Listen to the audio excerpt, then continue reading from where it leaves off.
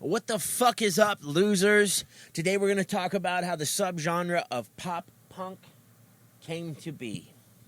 And before we get started, I just want to say that I personally have no issue whatsoever with pop punk.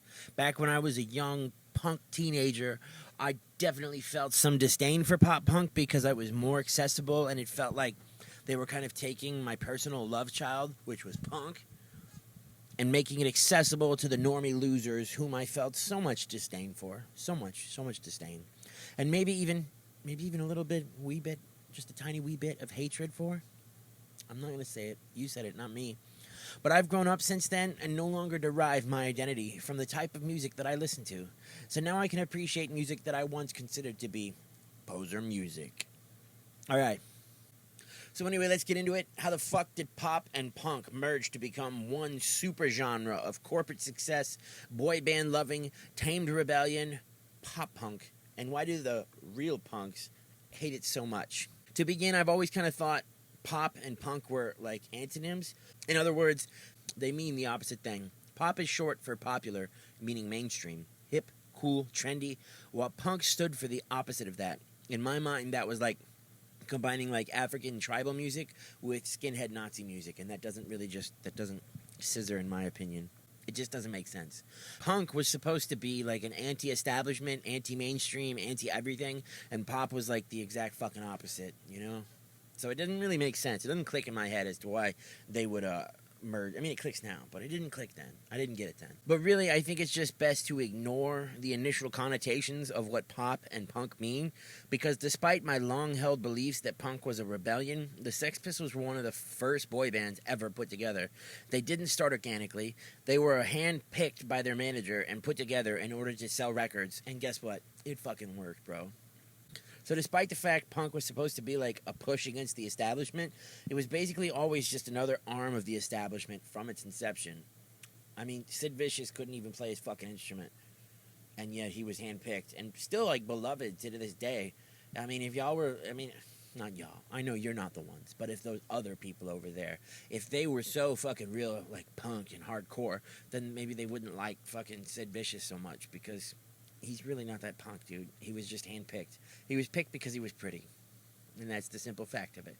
And pretty people aren't punk, as we all know. So what about the Ramones, though? The Ramones came out before the Sex Pistols, and they weren't what anybody would consider a boy band. Not at all. They were never a corporate success, not really until like after their death or until they were all pretty old, right? Well, yeah, kind of, but at the same time, no. The Ramones did come about organically. They were just some friends in New York City in the early 1970s who wanted to get instruments and start a band like the rest of us, right? But if you listen to their music and compare it to, say, Blink-182, there are a lot of similarities. The Ramones had simple, catchy riffs with repetitive, catchy hooks and choruses repeated over and over and over and over and over again. And besides that, the Ramones created punk by accident, attempting to create like a type of pop music that was popular at the time. Their version of punk rock was really just them attempting to imitate like the New York Dolls and shit like that, and other pop rock bands of the time, including the Beatles. In case you didn't know, the Ramones named themselves after Paul McCartney. Paul McCartney used to check into hotels under the name Paul Ramone, okay? And they found out about it and were like, hey, we should name ourselves after like Paul McCartney and shit, dude. That'd be like hella lit, hella tight, right? And they did. That's why they were the Ramones, because they wanted to be Paul McCartney.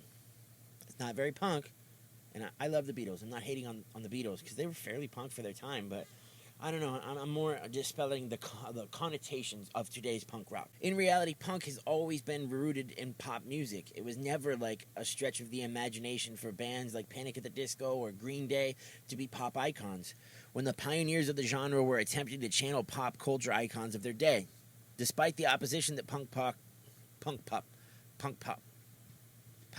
has like it doesn't sound right when you say pop punk. Despite the opposition that pop punk faces today from the real punks, pop punk is actually closer to the original form of punk than bands like the Exploited or the Casualties ever were. But they're more close to metal than anybody else, than they are to like, the Ramones. They have the same energy.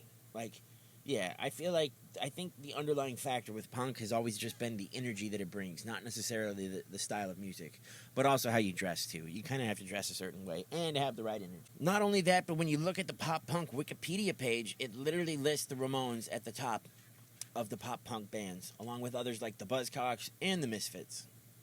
So if all those true punk bands, and nobody really argues that the Buzzcocks and the Ramones aren't true punk, though some people do argue that the Misfits aren't, but I'm not getting into that today. I swear to God that I had no fucking idea that the Ramones were listed as a pop punk band before I started this whole monologue about why the Ramones could be considered pop punk. Apparently others have made the same connection as I have. Not as smart as I think I am. Not only that, but the Wikipedia page also lists bands like the Descendants, the Misfits, and the Buzzcocks, which I already mentioned, as a type of pop punk band as well.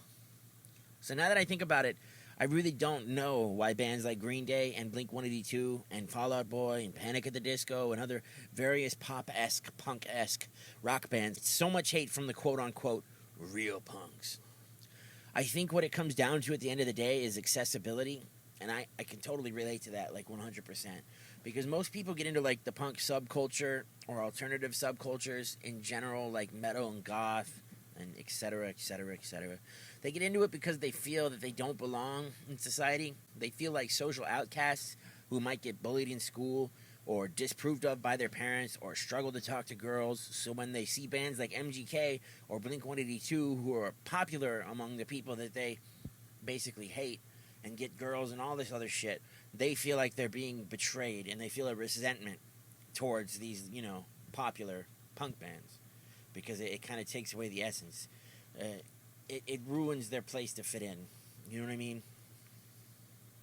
In essence, it feels like someone's appropriating their culture and not really appreciating the true, feeling of being an outcast and all that shit. The style of dress, the genre of music that made you feel like you belong and fit into something gets co-opted by the same people who made you feel like you don't belong and don't fit in.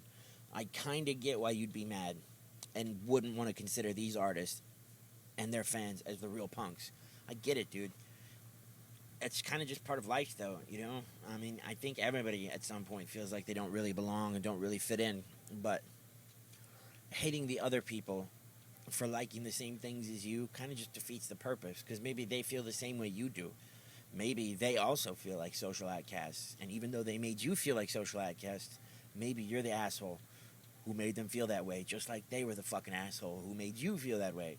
So maybe we should all just be punk rock together and hold hands and sing our little punk rock anthems as we skip and holler and smile and roll down the streets with flowers in our hair. Anyway, I'm Young Death, signing off.